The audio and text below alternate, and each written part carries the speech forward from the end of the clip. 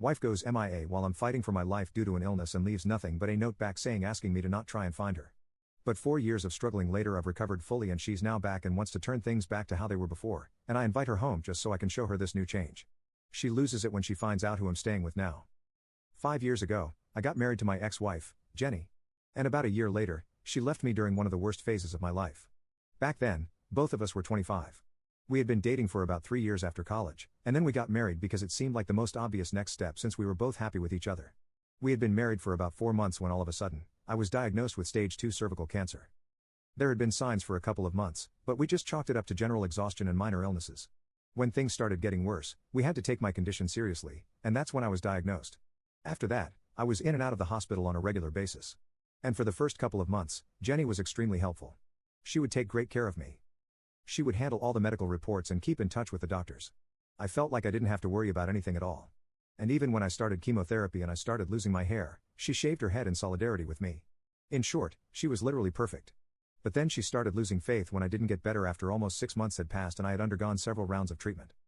I was not showing any signs of progress, and slowly but steadily, I was getting worse. She started distancing herself from me, and even when I would try to get her to talk to me, she would just shut me out. I was already going through a lot. And her behaving like that with me, I felt like I was being rejected by her, and I couldn't take that. So I started picking fights with her just to get her attention, and that seemed to work for a while. But then she moved even further away from me emotionally. Finally, about 2 weeks before our 1-year wedding anniversary, I woke up one day to find her gone. And all she had left for me was a note on our bedside table telling me not to go looking for her because she did not want to be found. I thought she was playing a prank on me or something. So I tried to call her and I sent her several messages but none of them went through. After a couple of minutes I realized that she had blocked me, not just my phone number, but she had also blocked me on social media, so I started panicking. And I called my in-laws, and they told me that they knew nothing of this and said that they would get back to me as soon as possible. But they never did. I told my parents about it, and they moved in with me so that they could take care of me in her absence, which we assumed would be just a couple of days. Unfortunately, she just never came back. And after she disappeared, I tried my best to look for her, but I was never able to find her again. She was just gone for good, and it took me a really long time to recover from that emotionally. And I was incredibly depressed for a long time afterwards. I tried getting in touch with my in-laws several times after her disappearance from my life, but after that first phone call, they never responded to me until a month later. They visited me, but they were acting very cold and weird. And later on, they disclosed that they were only here because they needed to serve me with divorce papers. I was devastated and I realized that they had been in touch with Jenny, but they refused to let on anything else. I was told that she wanted nothing to do with me anymore and that she was really sorry about this, but it had to end this way because she couldn't just waste her life with me anymore. I was really hurt because I could tell that the only reason she left was because I had cancer and she didn't want to take care of me anymore. It's not like I didn't understand what she was going through. It must have been tough on her, but the least she could have done was have a conversation with me. I think after 3 years of being together and 1 year of marriage, that's the least that we owe each other. One honest and transparent conversation about our feelings, but she didn't think that she owed me even that. And that's why she left without a word. It took me a while to come to terms with it emotionally, but after her parents served me with the divorce papers, I signed off on it without any drama. It was already pretty obvious to me that there was nothing left to fight for in this relationship anymore. So it was better to just let it go in a dignified way. I obviously did have a lawyer go over everything with a fine-tooth comb, but in all honesty, her terms were pretty fair. Besides, in 1 year of marriage, we didn't really have any joint assets and neither of us wanted to drag this thing out. So after getting done with the waiting period, we finalized our divorce without even coming face to face with each other. Everything that I had to communicate with him, my lawyer spoke to her parents and the lawyer about it and that was it.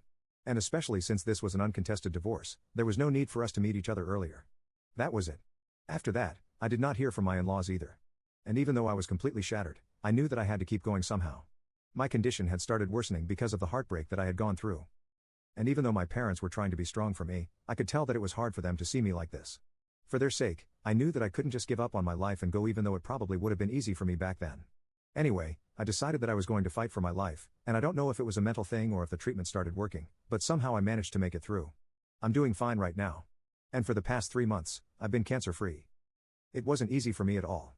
And for the past 4 years, all I've done is try to be thankful for my life. Part of that gratitude meant that I was ready to give myself a second chance at love. And that's why I agreed to let my ex-wife move in with me 6 months ago. Some background information about me and my ex. Her and I met in college and dated for 2 years, but parted ways shortly after graduation because we wanted different things from life. My ex, let's call her Anna, and I were part of a larger circle, and that's actually also how I knew Jenny since she was part of the same circle. After we graduated from college, we didn't exactly keep in touch. But a couple of months after Anna and I broke up, Jenny reached out to me and we started talking. We became friends, and within a few months, she confessed to me and told me that even when we were in college, she had always had feelings for me but never acted upon it because I was with Anna. Now that we had broken up though, she wanted to ask me out. And after a couple of months, I finally said yes. So that's how we ended up together. But even after we got serious about our relationship, Jenny always seemed to be a bit insecure about Anna. And so even though I had been friends with Anna after our breakup, I ended up slowly phasing her out of my life and eventually blocking her altogether because I knew that Jenny didn't feel comfortable with Anna. Our common friends told me that Anna had been very disappointed that I had ghosted her and blocked her after I got with Jenny. But, honestly, there was nothing else that I could do. And at the time, Jenny was more important to me than anyone else because I was very serious about her. Eventually, I obviously ended up marrying Jenny and forgot about Anna altogether. But then we ended up getting divorced. And even though I never posted about it on social media or went public with it, I did tell a few friends of mine, and I'm guessing that's how Anna found out about our divorce and my diagnosis. So 5 months after my divorce was finalized, Anna reached out to me via email. She told me that she was really sorry about whatever I was going through, both the divorce and the cancer. She also said that she would really like to be friends again, but she would understand if I didn't feel comfortable with it. She was just very sweet in that email, and she ended by saying that she wanted me to know that she would always be here for me if I ever wanted somebody to talk to. However, back then, I was still reeling from the shock of Jenny leaving me, so I didn't respond to it for 10 months. I did think about that email from time to time, and I even thought about responding, but I couldn't bring myself to actually do it until 10 months later when I had finally made my peace with the fact that Jenny had left and she was not coming back. And I had told a few of my friends about it, and they had insisted that I at least talk to her in a friendly capacity. So that's exactly what I did, and I really didn't have any intention of getting back together with her or whatever. I just wanted to clear the air between the two of us because she was obviously making an effort to do the same. I responded to her in a completely platonic capacity, and that's how we got to talking eventually. We went back to being really good friends, and it was nice to have somebody to talk to on a regular basis, especially since Anna really understands me more than anybody else, to be honest. And I did have my other friends, but with her, I'd always had something special, and talking to her made me happy. My parents also noticed that and encouraged me to keep talking to her even if we were just friends. For a few months, we would only speak online, and then she started visiting me at home. Slowly but surely, we started getting closer again. And even though I was not ready to get back with her or anything of the sort, she did not give up on me. Last year, she finally told me that she had never really fallen out of love with me, and getting to know that I had started dating Jenny had been a huge heartbreak for her. But knowing that I was happy was enough for her to stay away from both of us. But now that Jenny was gone and we had become friends again, she felt like she had to tell me the truth that she loved me and she didn't expect me to get back with her, but she just needed to get it off her chest. I appreciated her honesty, but I was very confused because it had been 3 years since my divorce, so I always felt uneasy thinking about Jenny and our past together because we never really got any closure. So I was very conflicted about whether I should try to move on or not, even though I really liked Anna.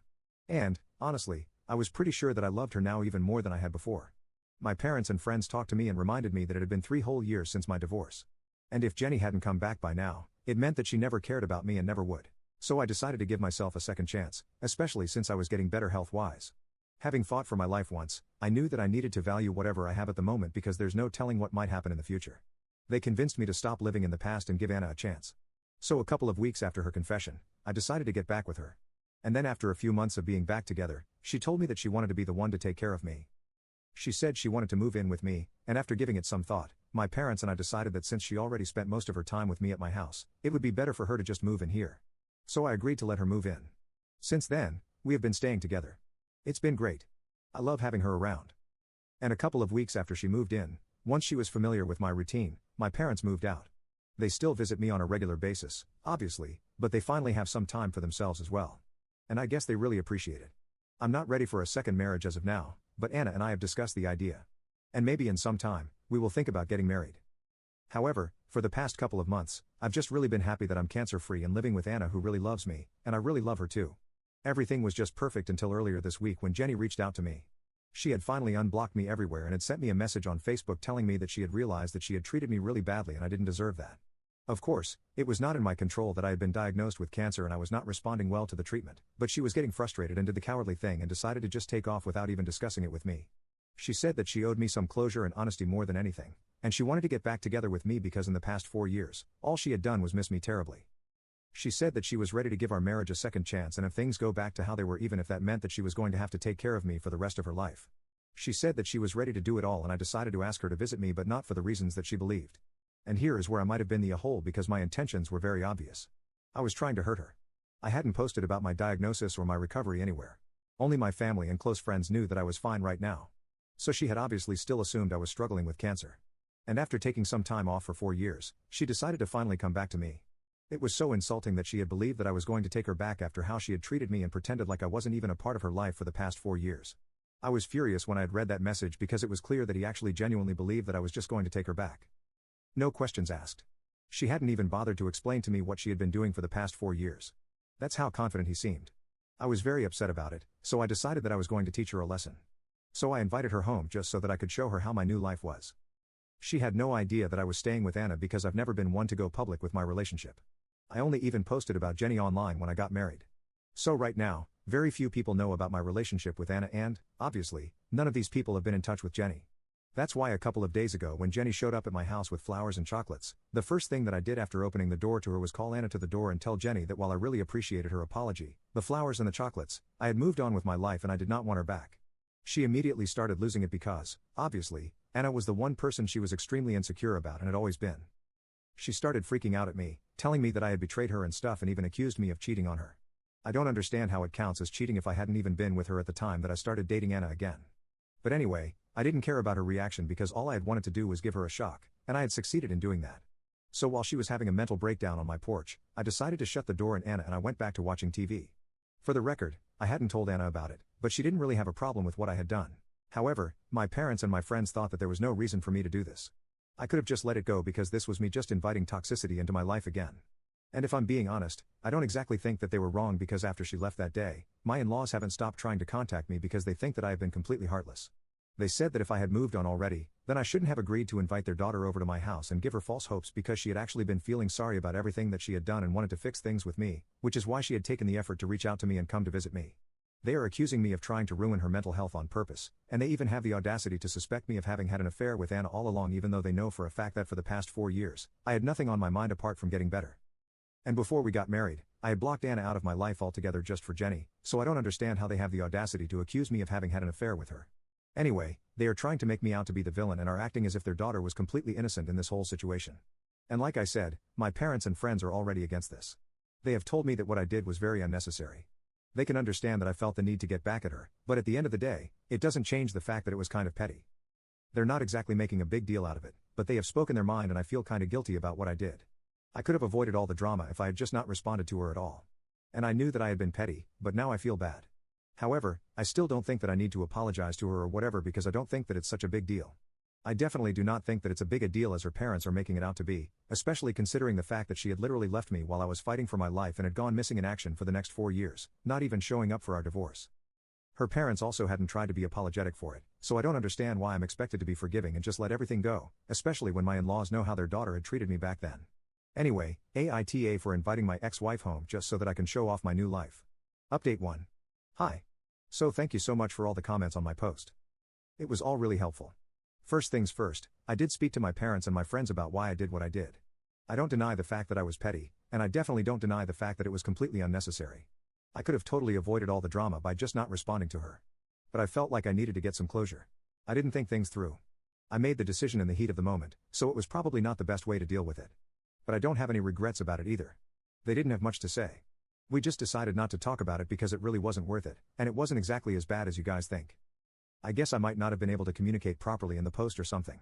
But just to be clear, my parents and my friends were not insisting that I apologize to my ex or whatever. They had just told me that they didn't exactly agree with what I had done, and they had left it at that. They hadn't tried to guilt trip me like my in-laws were doing. And now that we have spoken about it, we have decided that we are just going to agree to disagree. It's really not a big deal for them and nothing in our relationship has changed. So we are fine. The only problem that I'm dealing with right now are my in-laws because they are very upset with what I did. They think that I have emotionally tortured their daughter by inviting her over and they think that I owe her a huge apology. I'm not even joking. They have sent me several emails telling me that I need to apologize to her in person and that I need to clarify that I didn't have anything to do with Anna while we were together because, apparently, she has completely broken down. I don't understand why my in-laws expect so much of me, especially since we haven't had much of a relationship ever since the divorce. They knew that what their daughter was talking to me about was incredibly wrong, and yet they had been on her side and had helped her hide from me during the divorce. I'm not completely blaming them, but they were a huge part of the reason why I was never able to get any sort of emotional closure from Jenny while we were separating. So how come it was back then, but now, since it's Jenny's mental health at risk, all of a sudden, I need to talk to her and give her an explanation for everything. She didn't think that she owed it to me back then, neither did her parents. So I'm just playing by the same rule book now. Update 2. So it's been 3 days since my last update, and I have been having no problems. But, of course, that probably did not sit well with Jenny and her parents. Anna and I work from home, but I guess they didn't know that. They probably assumed that Anna wouldn't be at home if they showed up in the morning. Jenny and her parents visited me in the morning today, and when I opened the door, they started demanding that I speak to Jenny and give her an explanation for everything that is going on because she's been very confused, and they can't allow their daughter to go through this. I literally just rolled my eyes at them and I told them that I was not entertaining any of this BS. I did not owe them anything because Jenny didn't bother to give me an explanation when she left. And now she could think whatever she wanted. I was not going to give her the satisfaction of getting an explanation or a reaction out of me. The only reason I had even opened the door was so that I could say this to their faces. And then I told them that if they did not clear out, I would call the cops. Then Jenny started screaming at me, saying I came back for you, and you did this to me, after everything I have done, how could you, I came back for you, telling me that I was a horrible human being for what I had done. She called me petty and selfish and then she started cursing at me. When she started screaming, Anna had heard that and she came to my side. She looked furious and I could tell that it was taking her all she had to keep herself from having a go at Jenny and I really didn't want to do that. So I took my phone out and I told Jenny and her parents that they had to leave or I really would call the cops. After bickering with me for a couple of seconds, they finally left because I had started dialing even though they did not let go of the opportunity to curse at me some more. That did not affect me though even though it really made Anna mad and she cursed right back at them. But finally, they left. And luckily, Anna told me that she had started recording everything on her phone. So even though there is hardly any video of any of this happening, she has a full audio recording of Jenny yelling at me, and she didn't stop recording until they had left. Now that we have this, we know for a fact that the next time they show up, we will not only be pressing charges against them, but we will also be contacting our lawyers to file a restraining order against Jenny and her family. But I really hope that we don't have to go through all of that and that they leave me alone after this because I think I've said whatever I had to. Update 3. Hey. So it's been a couple of days since Jenny and her parents showed up at my house. After that, they did not try to contact me anymore, and I was really relieved. I did speak to a couple of my friends about what had happened, and they told me that what I had done was kind of petty and unnecessary.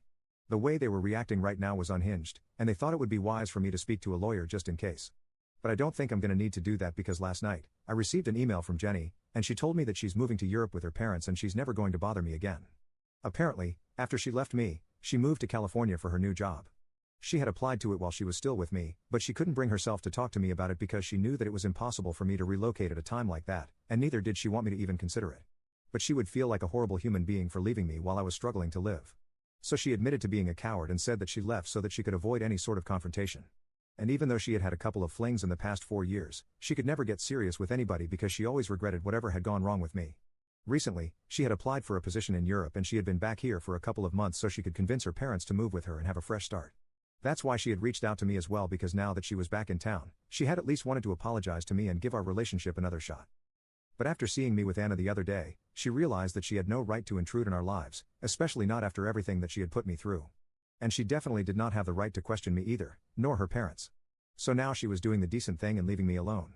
She said that she did not expect to be forgiven because all of this was coming too late and it was just too little. But she wanted to apologize for everything that she had done because she had been a coward. And even she had no right to be throwing tantrums and sending her parents after me the way she did. She knew that Anna loved me and I was happy with her. So she's going to stay away from me now, and I have to say I'm really glad that she came to this conclusion. I did not reply to that email, but I did make Anna read it. And my friends and parents read it as well. They think that this is good enough to put an end to whatever had been going on, and I agree. So now we can all finally, collectively move on from this. This is good because in a couple of months, I think I would like to get married to Anna and start a new chapter in my life with her. I guess I finally got the closure that I needed, and I'm finally ready to get married again, to start a family and just live my life to the fullest once more.